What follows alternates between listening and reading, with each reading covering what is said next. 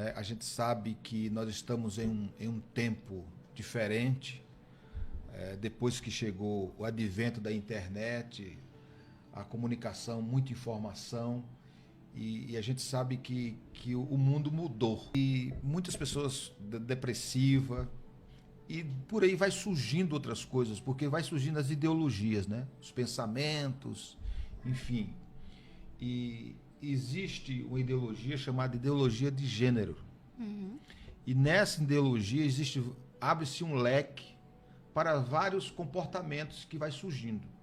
Por exemplo, tem um comportamento chamado tero, que é o quê? É aquelas pessoas que se identificam assim, se identificam com cachorro, com gato, entendeu? E eu fico pensando assim, a gente assim, é pouco cômico, mas é muito sério isso. Será que isso é verdade mesmo? Será que isso realmente é verdade mesmo? A gente sabe que é verdade, porque eu já tive experiência assim, eu já falei com uma pessoa assim, com esse comportamento, né? E à luz da psicologia, qual é o entendimento em relação a isso, em relação à questão da psicologia sobre esse comportamento?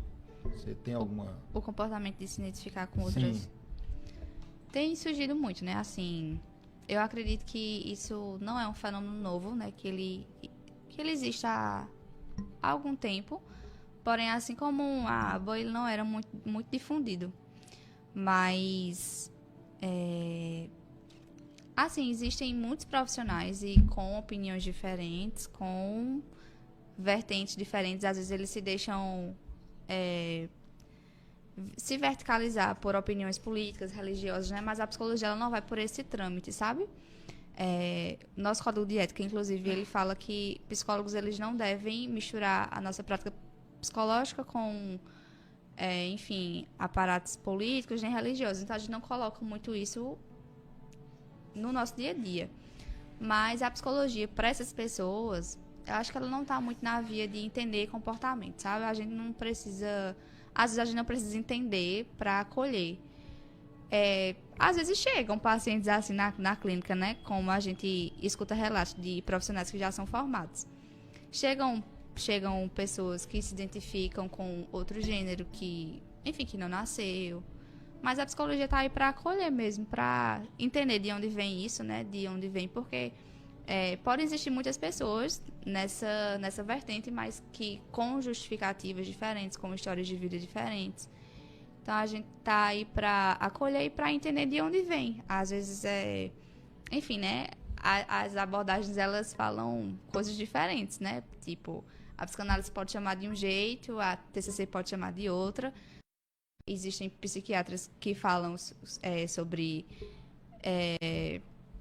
confusão de identidade, né? Então, existe muito, muito disso, de confusão de identidade, falar também de transtorno de personalidade, que às vezes a pessoa possui um diagnóstico de transtorno mesmo de personalidade, e aí acaba com essa dificuldade de identificação mesmo. Então, assim, não acho que não tem muito uma resposta para isso, sabe? A gente precisa identificar quem é essa pessoa, de onde ela veio, para onde ela vai, entender um comportamento tudo. que está surgindo, que na realidade o que vocês têm que abraçar e procurar Exatamente. entender o que está acontecendo, né? Na via psicológica mesmo, no nosso código de ética, né? A gente precisa, na verdade, quando a gente escolhe essa profissão, a gente precisa entender que a gente acolhe todas as pessoas, sejam elas ditas como normais, né? Que a gente não utiliza essa palavra, mas a gente acolhe todas as pessoas e busca entender se esse comportamento ele não for ideal para uma sociedade, né? Um exemplo, se forem comportamentos violentos, né? Um exemplo. A gente busca entender de onde vem isso e procura ajudar aquela pessoa, né? A atuar como uma ponte facilitadora para essa pessoa, né? Falando na psicologia. A psiquiatria, ela pode ter outras explicações, né? Como eu falei, ela pode chamar isso de transtorno dissociativo de identidade, pode chamar de transtorno de personalidade. Mas isso aí é com cada profissão. A gente não vai nessa linha de falar o que é certo e o que é errado, sabe? Eu, como estudante de psicologia, posso afirmar que a psicologia ela é muito aberta para encaminhamentos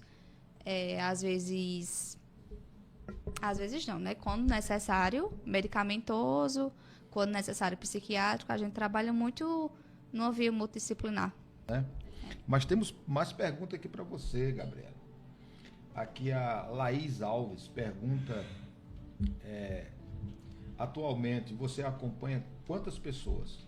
São todas crianças? Acredito que 3, 4. Porém, pacientes da clínica, né, que diariamente eu estou por lá, então eu tenho contato com outros tipos de pacientes que não são necessariamente meus.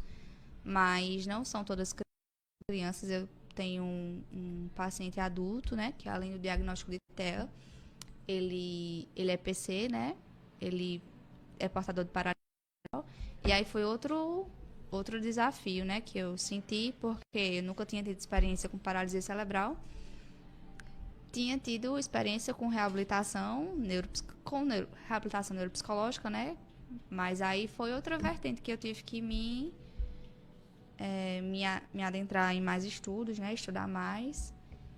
Mas não são todos crianças, né? Atualmente tenho um adulto, já tive adolescente, foi meu primeiro.